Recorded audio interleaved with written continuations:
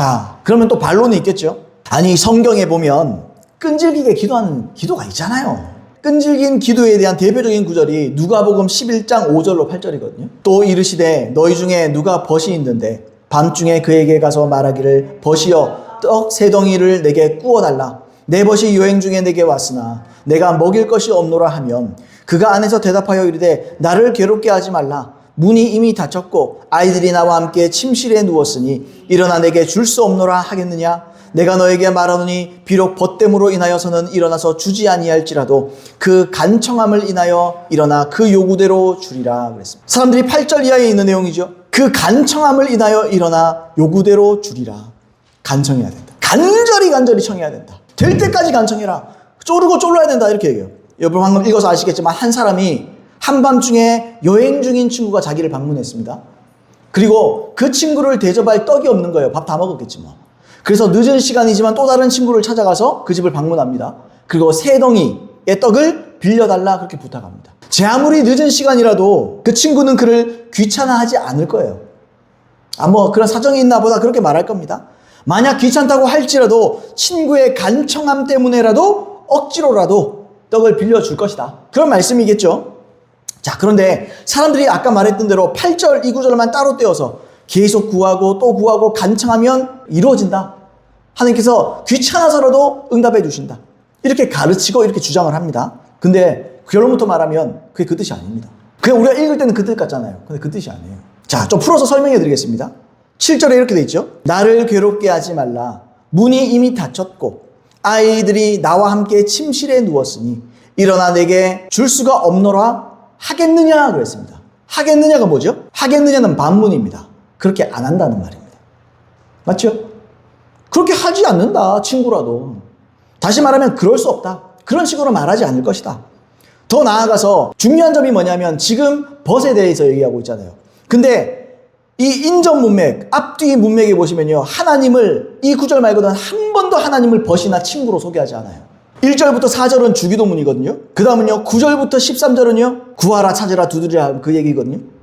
이 두 개 우리 구하라 찾으라 두드려 기억하십니까? 거기에 초점이 뭐였죠? 또 주기도문이 하나님을 뭐라고 부르죠? 하나님 아버지라고 부릅니다.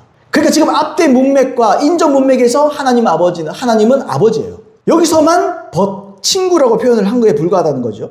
자, 근데 7절처럼 진정한 친구도 귀찮다고 친구의 청을 거절하지 않을 거다. 예수님 그렇게 말씀을 하셔요. 그런데 하물며 하나님 아버지께서 어떻게 자식의 청을 거절할 수 있겠느냐. 이 말이에요, 이 말. 그렇게 강조를 하고 있는 거예요. 자, 8절 한번 봅시다. 8절도 한번 보세요. 내가 너에게 말하노니 비록 벗됨으로 인하여서는 일어나서 주지 아니할지라도. 근데 가능성을 제시했죠, 주님이. 자, 그렇게 하겠느냐? 안 하겠지. 근데 8절에 뭐라 그러냐? 근데 친구라 사람이래. 절대적인 건 없어. 그 친구도 어쩔 때는 귀찮아서 거절할 수도 있을 거야. 요런 말이에요. 일어나 주지 아니할지라도 그 간청함으로 인하여 일어나 그 요구대로 주리라. 그래도 그 간청으로 함으로 인해서는 억지로라도 주긴 줄 거야. 이런 말을 하는 거잖아요. 친구도 귀찮아서 거절할 수 있습니다. 그런데 그 친구라도 끈질긴 간청함으로 인해서 결국 그 요구를 들어줄 것이다. 근데 여기서 중요한 게 뭐라 그랬죠? 아까 제가? 앞뒤 문맥에서 하나님은 친구로 표현되어 있지 않아요. 오히려 하나님은 우리의 아버지라고. 친구는 절대적이지 않기 때문에 사람이기 때문에 어쨌든 거절할 수도 있어요. 그럼에도 불구하고 억지로 구하면 그래도 귀찮아서도 주긴 줄 거예요. 근데 하나님은 친구가 아니고 하나님 아버지예요. 하나님 거절할 수 있습니까? 없습니까? 거절 못한다는 말이에요. 9절부터 13절을 제가 한번 읽어볼게요. 그 다음 9절. 내가 또 너에게 이르노니 구하라. 그러면 너에게 주실 것이요. 자, 9절을 어떻게 시작해요? 내가 또 너에게 이르노니. 지금 가르침이 안 끝났습니다. 그 가르침을 붙여서 가는 거예요. 자, 친구 얘기를 했습니다. 야, 친구는 사람이니까 귀찮아해도 그래도 간청하면 그래도 들어주잖아. 간청하면 그래도 들어는 주잖아. 9절. 내가 또 너에게 이르노니. 그 다음부터 뭐하죠? 구하라. 그러면 너에게 주실 것이요. 찾으라. 그러면 찾아낼 것이요. 문을 두드리라. 그러면 너에게 열릴 것이니라. 문을 두드리는 게 뭐겠어요? 아까 그 친구가 문 두드리는 그 얘기하는 거죠. 근데 문을 지금 누구에게 두드리는 거예요? 10절. 구하는 이마다 받을 것이요. 찾는 이마다 찾아낼 것이요. 두드리는 이에게 열릴 것이니라. 너희 중에 아버지 된 자로서 그랬잖아요. 지금 친구예요. 아버지예요. 아버지예요. 친구는 귀찮기도 하고 만만한가 귀찮기도 하고 그래도 어쩔 수 없이 줄 수는 있어요. 근데 우리가 문을 두드리는 분은 하나님 아버지예요. 너희 중에 아버지 된 자로서 누가 아들이 생선을 달라는데 생선 대신에 뱀을 주며 알을 달라는데 전갈을 주겠느냐. 너희가 악할지라도 좋은 것을 자식에게 줄 줄 알고. 보세요. 여기에 초점은 아버지와 자식입니다. 그러니까 예수님이 강조하는 강조점이 뭐예요? 하나님이 벗이다. 벗은 매정하지만 억지로 구하면 준다. 이런 소리가 아니에요 지금. 11장 1절부터 4절 주기도문이에요. 하늘에 계시는 우리 아버지요. 아버지로부터 시작하는 거예요. 근데 너희 아버지, 너희 하늘 아버지는 친구가 아니야. 만약에 너희 인간 중에 친구가 있다? 그럼 귀찮아 할 수도 있지.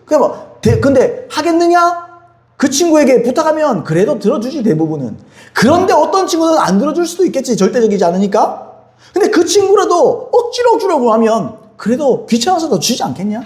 근데 하나님은 아버지다. 친구하고는 비교할 수 없는 거야. 찾으면 찾아줘. 하나님께 구하면, 아버지가 구하면 주셔. 문을 두드리면, 아버지 방 문을 똑똑. 제가 설교 준비하다가 우리 아이들이 한 번씩 똑똑 하면, 그래. 그러지. 어떨 때는 제가 너무 바쁘면은, 너무 지금 말씀이 막 정리되고 이럴 때는 똑똑 하면, 잠깐만, 아빠 좀 이따가. 이렇게 얘기해요. 그게 거절입니까? 잠깐만. 우리 하나님은 두드리면 바로 열립니다. 하물며, 이게 중요한 거예요. 너희가 악할지라도 좋은 것을 자식에게 줄 줄 알거든. 하물며 너희 하늘아버지께서 구하는 자에게 성령을 주시지 않겠느냐. 자, 11장 1절부터 13절 전체의 내용을 보시면 이게 하나의 가르침이거든요. 전체를 보면 강조점이 뭡니까? 하나님은 아버지 되시고 우리는 자식 된다 이거예요. 벗이다. 억지로 구하면 어떻게든 된다. 이 소리가 아니에요. 야, 하나님이 친구도 그런데 하나님이 그럴 거라고 생각하냐 이거예요. 다시 강조드립니다. 앞선 주기도문에서 하나님을 아버지라고 부릅니다. 그 다음에 앞서 보았듯이 구하라, 찾으라, 문을 두드리라. 구하고 찾고 두드리면 즉시 응답된다. 우리 앞에서 봤죠? 앞에 대지에서. 즉시 응답된다. 왜? 아버지니까. 즉시 구하면 즉시 된다. 그러니까 이 사이에 위치한 이 간청함의 가르침은 하나님을 불신하는 중에서 그래도 끈질기게 간청하면 불쌍해서 겨우겨우 이루어주신다. 이런 감정적인 내용이 아니에요. 자식인 우리가 하나님 아버지를 신뢰하는 마음으로 구하고 찾고 두드리면 좋은 걸 주신다. 응답해 주신다. 여러분, 우리가 어떤 말을 합니다.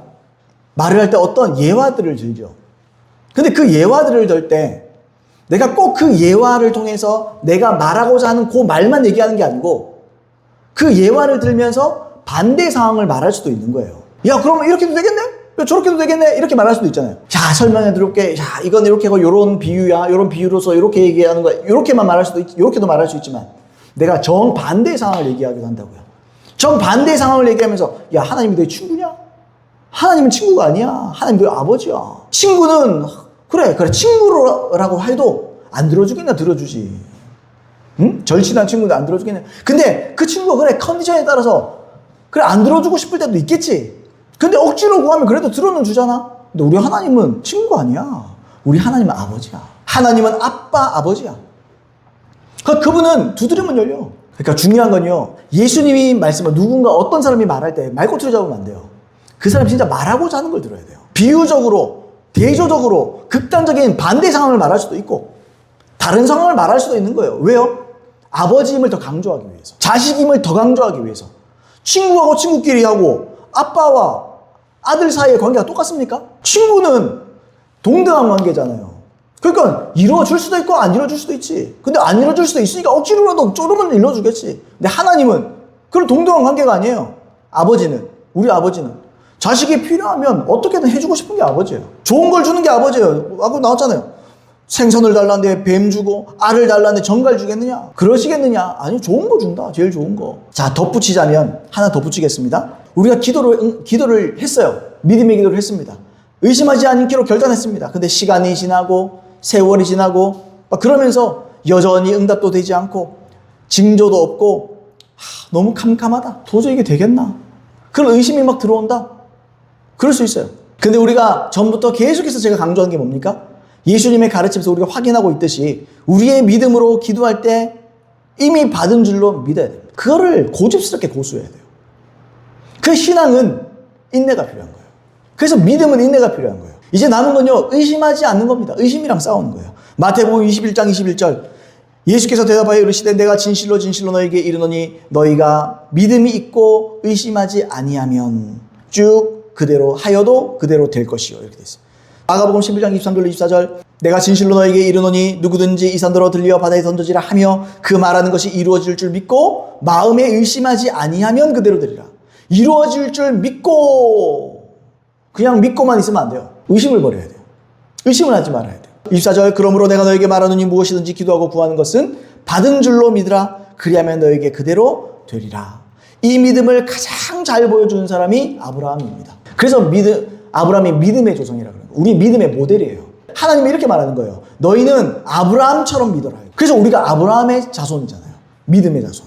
아브라함이 우리 믿음의 조상입니다. 조상. 모델입니다. 모델. 너희가 믿을 때 다른 사람 볼 거 없어. 아브라함을 딱 봐. 아브라함처럼 믿어. 로마서 4장 18절로 22절. 아브라함이 바랄 수 없는 중에 바라고 믿었으니 이는 네 후손이 이 같으리라 하신 말씀대로. 여기서 이 같으리라 뭡니까? 하늘의 별을 봐라. 이 바닥에 있는 이 모래를 보아라. 네 자손이 이렇게 많아질 것이다.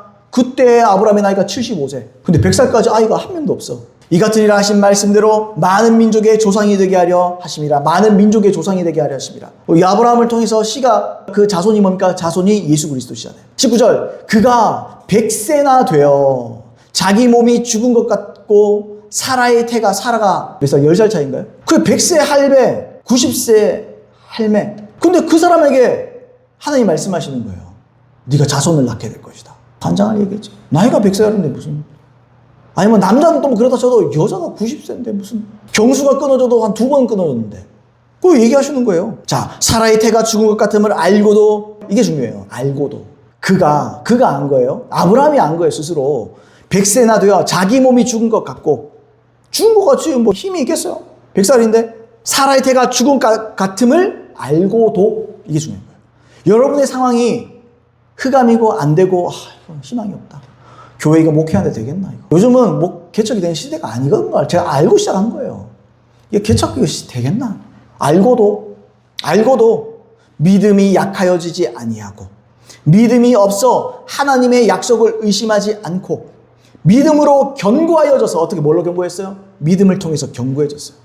자기의 믿음을 흐트리지 않아요. 그 다음은요, 믿음으로 다시요 하나님의 약속을 의심하지 않고 의심하지 아니하면 그대로 되리라. 뭐가요? 하나님의 약속. 그게 하나님의 약속이니까. 하나님의 약속을 의심하지 않고 믿음으로 견고하여져서 그 다음은요 하나님께 영광을 돌리며. 이게 뭡니까? 이게 찬양이에요. 하나님께 영광이 뭐죠? 칭찬이에요. 하나님께 칭찬을 올려드리며. 21절 약속하신 그것을 또한 능히 이루실 줄을 확신하였으니 그러므로 그것이 그에게 의로 여겨졌느니라. 하나님께서 이걸 의로 여기고 보신 거예요. 믿음을 확인하신 거예요. 아, 진짜 믿네. 하나님의 약속을 의심하지 않고 믿음으로 견고해져서 하나님께 영광을 돌리며 약속하신 그것을 능히 이루실 줄 확신하였으니. 의심을 물리치면 확신이 옵니다. 우리의 삶에 어떤 문제나 이런저런 문제가 아브라함만한 문제가 있나요? 불가능을 가능하게 하는 믿음입니다. 여러분 상식적으로 100세 되고 90세 된 남자와 여자가 아이를 가진다는 것은 불가능합니다. 지금 죽어도 이상하지 않은 거예요, 그 사람들. 근데 아브라함이 아이를 가집니다. 사라가 아이를 가지는 거예요. 근데 하나님이 갖게 하신 거예요. 어떻게 해요? 하나님의 약속을 믿었기 때문에. 그리고 하나님을 칭찬하고 찬양을 돌렸기 때문에. 그리고 능히 이루실 것이라고 확신했기 때문에. 절대로 흐트러지지 않고 믿음으로 딱 바라보고 있으니까. 몇 년 바라봤어요? 75세 때 약속받고 100세까지 못 이뤘어요. 그러니까 적어도 25년은 믿음을 지키고 있었던 거예요. 25년 동안. 75세 때 아이를 그럼 65세인데 할매인데 사라는 10살 차이 맞죠? 사라가 65세인데 아이를 가질 수 있습니까? 하나님은 될 만한 걸 믿으라 그러는 게 아니에요. 불가능을 믿으라는 거예요. 그래서 하나님은 어떤 하나님이에요? 전능하신 하나님인 거예요. 없는 것을 있는 것으로 부르시는 분이에요. 불가능을 가능하게 하시는 분이라는 거예요. 그 하나님의 약속을 믿어라. 그분을 믿어라. 그분이 우리에게 약속하신 기도에 대한 약속을 믿으라 이거예요. 그럼 우리는 기도하고 받는 줄로 믿으면 언제까지요? 될 때까지 기도해라 이거예요. 될 때까지 믿는 거예요. 그냥. 될 때까지 의심 안 하는 거예요. 될 때까지 찬양하는 거예요. 될 때까지 확신하는 거예요. 그게 예수님이 우리에게 가르치신 기도의 방법이에요. 그러면 됩니다. 저 아까 전에 기도하다가 메모 하나 해놨는데 그렇게 써놨어요. 말씀대로 살고 믿다가 죽어버리자. 이래서 써놨어요. 맨날 결단하는 거예요. 말씀대로 살다가 결단하다가 죽어버리자 그냥. 그럼 뭐 개죽음이라고도 나는 상관없다. 말씀이 맞다면 맞다. 난 말씀을 믿기로 작정했다. 마지막으로 케네스 목사님이 이렇게 썼습니다. 한번 들어보십시오. 아직 보이는 응답이 없다면, 그렇게 기도하고 나서 믿음의 기도를 아까 제가 말했던 대로 하고 나서 아직 보이는 응답이 없다면 이미 하나님께 구한 적이 있다는 것을 그분께 상기시켜 드리십시오. 하나님께서 무엇을 약속하셨는지 상기시켜 드리면서 그분이 자신의 말씀을 기억하도록 만드시길 바랍니다. 당신이 응답을 기대하고 있다는 것을 알려드리시기 바랍니다. 그것이 믿음 안에 머물러 있는 것이고 믿음 안에서 끈질긴 태도를 견지하는 것입니다. 믿음 안에 끈질기게 붙어 있다는 의미가 바로 이것입니다. 이런 기도는 열매를 잃지 않을 것입니다. 우리는 여기서 많은 사람들이 예수님이 하신 말씀의 의미를 정반대로 해석하고 있었다는 것을 알게 됩니다. 그러므로 하나님께서 기도를 들으셨기를 막연하게 기대하면서 애걸복걸하고 울며 의심과 불신한 가운데 기도하는 간청 기도의 부정적인 측면에 머물러 있지 않도록 하시기 바랍니다. 아까 말했죠. 하나님 그냥 주시옵소서 제발 애걸복걸하고 하나님 그거 원하지 않아요. 하나님은 우리 아버지입니다. 애걸복걸하고 울며 의심과 불신한 가운데 기도하는 간청 기도의 부정적인 측면에 머물러 있지 않도록 하시길 바랍니다. 불신한 가운데 하는 그런 기도는 결코 어떤 열매도 얻을 수 없습니다. 대신에 그분의 말씀을 따라 믿음으로 하나님께 구하고 기도할 때 받은 줄로 믿으시길 바랍니다. 그러고는 기도에 응답하신 하나님께 계속 감사하면서 믿음 안에 끈질기게 붙어 있도록 하십시오. 그것이 바로 언제나 응답을 불러오는 끈질긴 간청의 기도입니다. 간청의 기도를 오해하지 마세요. 간청의 기도는 불신앙으로 애걸복걸하는 기도가 아닙니다. 기도해서 기도에 응답하신 주님을 믿고 감사하고 계속 주님을 붙드는 겁니다. 주님이 하셨습니다. 기억하시지요, 주님? 내 기도 들으신 것을 내가 확신합니다. 아버지의 말씀 그대로 나는 믿습니다. 하나님의 약속은 진리입니다. 그러면서 계속 하나님께 감사드리는 거예요. 찬양드리는 거예요. 누구처럼요? 아브라함처럼요. 믿음이 없어 하나님의 약속을 의심하지 아니하고 믿음으로 견고하여져서 하나님께 영광을 돌리며 약속하신 그것을 또한 능히 이루실 줄을 확신하였으니 그러므로 그것이 그에게 의로 여겨졌느니라. 주님께서 그때 보신 거예요. 이 아브라함의 믿음이 진짜구나. 그때서야 인정하신 거예요. 여러분 하나님의 때까지 하나님의 약속을 믿으시길 바랍니다. 뭐 어떤 삶에서 변화가 잘 일어나지 않는다? 그래도 끝까지 붙들고 가는 거예요. 또 싸우고 또 믿고 주님 또 회개하고 우리의 삶의 모든 문제가 다 그렇습니다. 믿음으로 됩니다. 믿음으로 됩니다. 아니 100세의 나이에 할아버지에게 아이를 주신 하나님이 뭘 못하겠어요. 그래서 하나님이 여기서 로마서 4장에 보면은 그 믿음을 뭐라고 믿으면 죽은 자를 살리신 하나님이라고 하잖아요. 그 죽은 것 같은 걸 알고도 무슨 말이야? 몸이 다 죽었다는 말이에요. 간단히 말하면. 아브라함이 사라가 몸이 이미 기능을 못해요. 죽었어요. 근데 하나님은 살려서 약속을 성취하세요. 없으면 있게 해서 살리시는 줄로 믿습니다. 없으면 있게 하여 여러분이 응답하실 줄로 믿습니다. 없으면 만들어서라도 응답하시는 줄로 믿습니다. 하나님의 말씀을 믿으십시오. 하나님의 약속을 믿으십시오. 시대가 교회가 개척이 되는 시대가 아닙니다. 개척이 되는 시대를 만들어서라도 약속을 이루실 줄로 믿습니다. 그럼 시대를 오게 하면 되지 뭐. 하나님 뭐가 불가능해요? 구약에 보면 하나님께서 하늘에 해도 멈추는 분이신데 못할 게 뭐가 있어? 못할 게 뭐가 있어? 죽은 자도 살리는 하나님이 못할 게 뭐가 있어요? 여러분 그런 하나님이 여러분의 아버지입니다. 이 기도의 응답의 맛을 봐야 돼요. 조지 밀러가 그랬던 것처럼 처음에는 1달러 얻을 만한 믿음이 없어요.